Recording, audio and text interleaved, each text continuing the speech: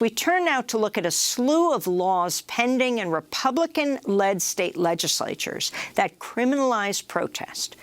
According to the International Center for Nonprofit Law, 81 anti-protest bills have been introduced in 34 states so far this year. 3 bills aimed at limiting protests have already been signed into law. More are expected soon. Arkansas and Kansas have passed measures that target protesters who seek to disrupt oil pipelines. Last Monday, Florida's Republican Governor Ron DeSantis signed a controversial law that's widely viewed as a response to the Black Lives Matter movement. Under the new law, which went into effect immediately, a public gathering of 3 or more people can be classified as a riot. Anyone who willingly participates in such a gathering can be charged with a 3rd-degree felony. The law also raises the charge for protesters who destroy historic structures, including flags and memorials and Confederate statues, to a felony. It grants civil immunity to drivers who run their cars into crowds of protesters, even if the driver kills someone. During a signing ceremony for the new law, Governor DeSantis noted it will also require cities to receive approval from the state before they cut their police budgets. Prevents against local governments defunding law enforcement. We'll be able to stop it at the state level. And if you look at some of these places that have done this, they've already seen crime go up, even just diverting some of the funding to this. And so it's an insane theory. It's not going to be allowed to ever carry the day in the state of Florida. And this bill gives us the tools to make sure that that doesn't happen. This comes as a study by the Washington Post found the overwhelming majority of Black Lives Matter protests were peaceful, with more than 96% involving no property damage or police injuries. The Post also reported police officers or counter-protesters often instigated violence. Meanwhile, many anti-protest bills pending in other states have the exact same language as the Florida plan. Some of the laws were drafted with support from the Conservative American Legislative Exchange Council, or ALEC, including so-called critical infrastructure bills aimed at criminalizing protests against the fossil fuel industry. For more, we go to Washington, D.C. to speak with Nick Robinson, senior legal advisor at the International Center for Not-for-Profit Law, which has been tracking these anti-protest laws and found with these latest examples, 17 states have now enacted at least 30 anti-protest bills and executive orders.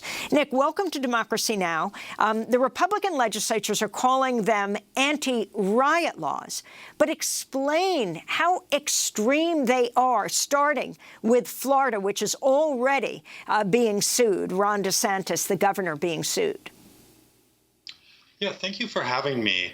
As you say, these are really extreme laws, and what they do is, as in Florida, they expand the definition of rioting, so it's incredibly broad. So, for example, in Florida, under this new bill, let's say you just go to a protest and a handful of people, kick over a trash can.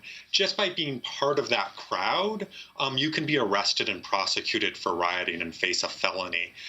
And further, actually, under the law, no one actually has to commit any violence at all. So if there's just a danger to property, then people can be arrested for rioting. So this is just a really super subjective standard that can be used to target protesters.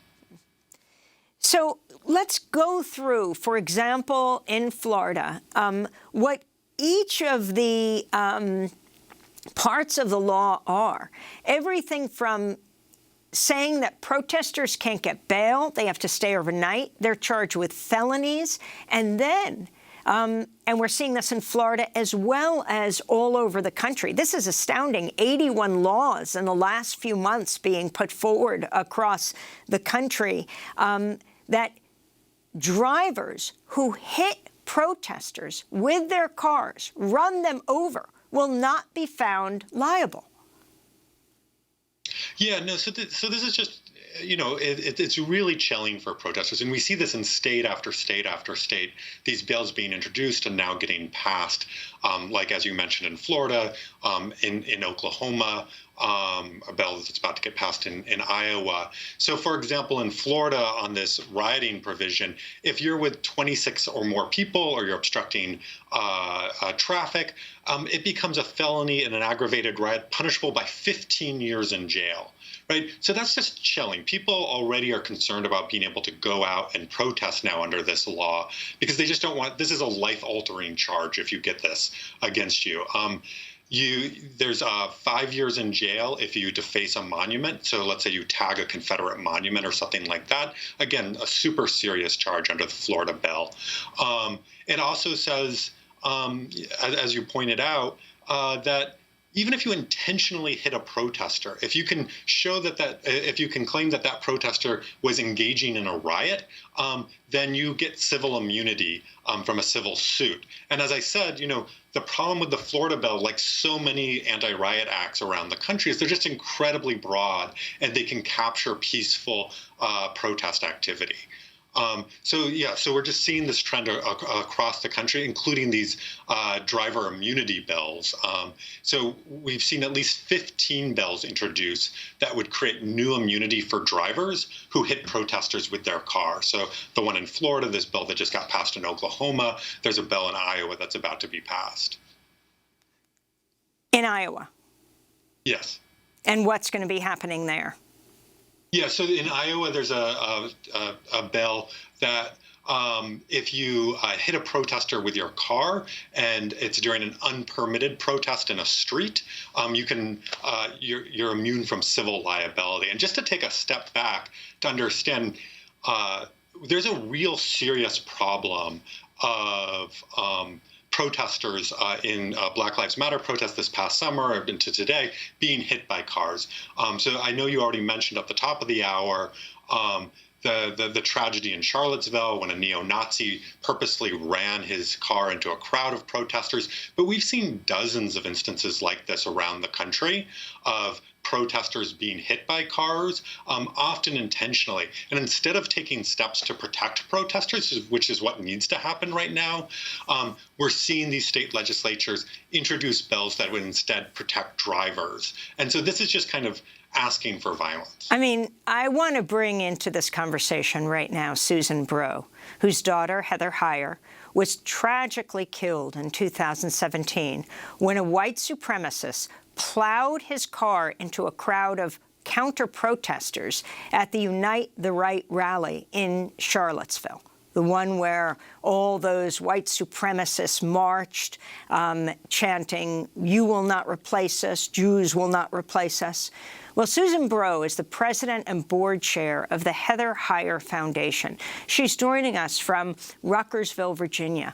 Welcome back to Democracy Now!, Susan.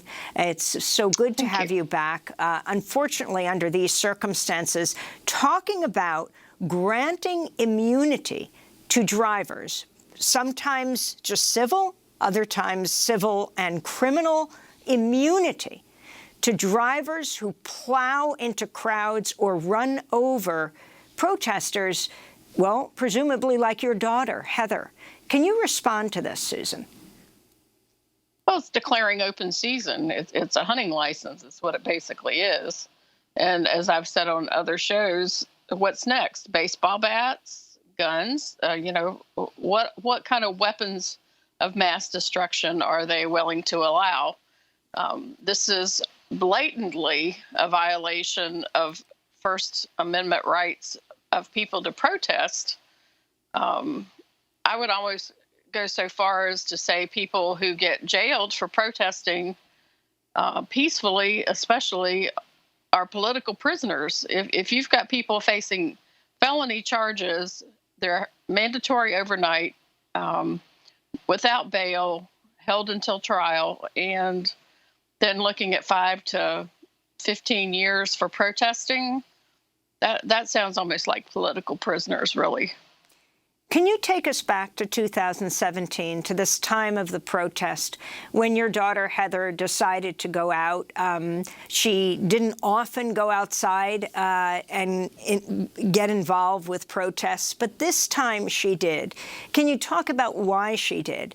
And then what happened to her? I hate to take you through this, but it's so important I for go people through it every to single understand. day. It's so important now that it's being raised again all over the country to defend the motorists who do this. Now, in this case, the killer was charged with murder, the white supremacist who plowed into the crowd. But tell us what happened, why Heather decided to go outside. She had seen footage of the Tiki Torch March the night before. Her friends were there and had live streamed it. She saw that and she said, I have to go. I have to go stand and support. Now, she was a lover, not a fighter. She was not interested in being involved in any of the violence or the face-to-face clashes. She and a great many other people were on the opposite side of the downtown pedestrian mall and stayed away from the violence, and were actually returning to the downtown mall because the rally had been disbanded. People had left. She had actually stopped in the parking lot and tried to engage one of the young women in conversation on the way back, and the young woman just kept saying, "No comment, no comment." And they were relaxed. They were chanting. They were singing. It was a jubilant mood from the videos that I've seen. And he sat at the top of the hill with no one around him. He obviously had a way to get back out of there, even though the way forward had been barricaded on one side, because he quickly exited once he attacked the crowd. 35 people were injured. And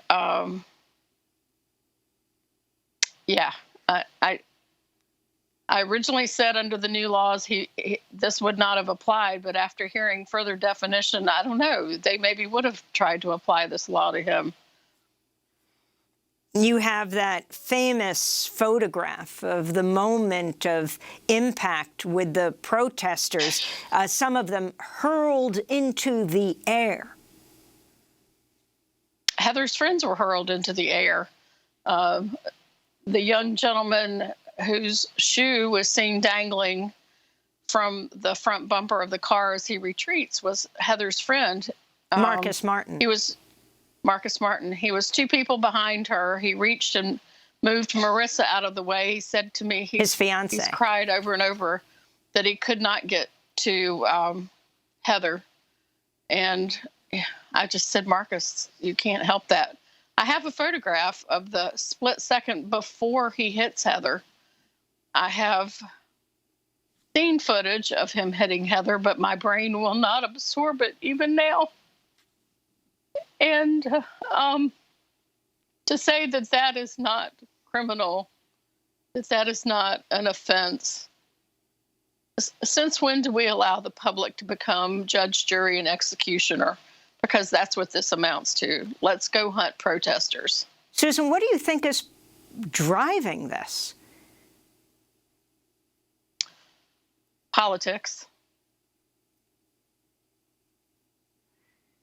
And let me bring Nick Robinson back into this conversation. The fact that so many dozens of bills are being introduced at once, a number in many states. And when we're talking about these motorists, we also are talking about police officers. I mean, there have been about 100 motorists running over protesters in the last months. But if you can talk about, in several cases, police having used their cars as weapons against protesters, like in Detroit in June, an officer driving his police SUV through a crowd, sending protesters flying. 2 New York police officers did likewise at a Black Lives Matter protest May in 2020. Nick? Yeah, no, that's exactly right. And we've also seen police, circulating on social media, pictures of drivers hitting protesters, seemingly encouraging drivers to run into protesters or to hit protesters with their car. And this just, it's just criminal. We not only see this as a problem, but we see a number of bills being introduced that would strengthen stand your ground laws and apply them anytime that people can show that there's a quote unquote riot occurring. So this applies in the Florida bill that just passed, or in Alabama, Kentucky, Mississippi.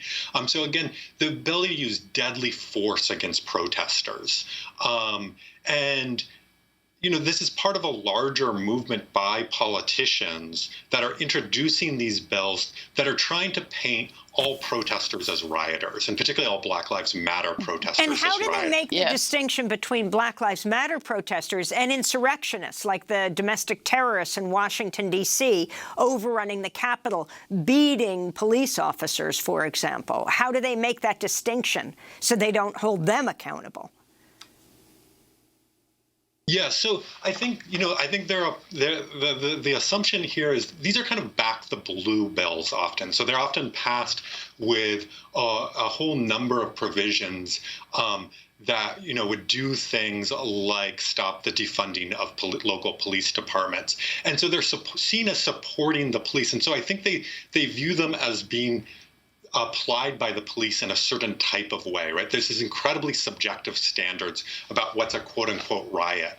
And so when you have that standard, the real concern is that if you have police that seem to be having certain ideological predilections, that they'll be applied in one way against certain kinds of protesters and in a different way against other kinds of protesters. I want to give Susan the last word. Susan Bro, what do you say to the mothers of this country? What do you say to people who want to go out in the streets like Heather did as she protested fascism and white supremacy 3 years ago? Well, obviously, the protests then were not enough. I guess we need more, but we're going to have to be strategic. I think there's going to have to be a lot of legal work done, but unfortunately, the courts are packed conservatively right now. I don't know how this is going to go.